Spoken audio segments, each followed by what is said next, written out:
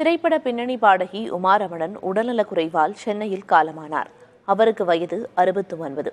1977 ஆண்டு வெளியான ஸ்ரீகிருஷ்ணா லீலா படத்தின் மூலம் தமிழ் திரைப்பட இசை உலகில் அறிமுகமான உமாரமணன் 1980 ஆண்டு வெளியான நிழல்கள் படத்தில் இடம்பெற்ற பூங்கதவே தாழ்த்திரவாய் என்ற பாடல் மூலம் பிரபலமடைந்தார்.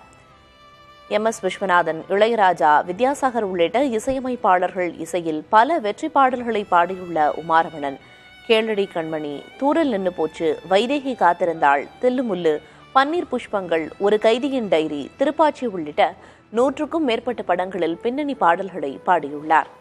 வயது முதிர்வு காரணமாக திரைத்துறையை விட்டு விலகியிருந்த உமாரமணன் சமீப நாட்களாக உடல்நலக்குறைவால் பாதிக்கப்பட்டிருந்தார். சென்னை அடையாறு காந்தி நகரில் உள்ள அவரது இல்லத்தில் நேற்று இரவு உமாரமணன் உயிரிழந்தார். அவரது இறுதிச் சடங்குகள் இன்று மாலை நடைபெறும் என உமாரமணனின் குடும்பத்தினர் தெரிவித்துள்ளனர்.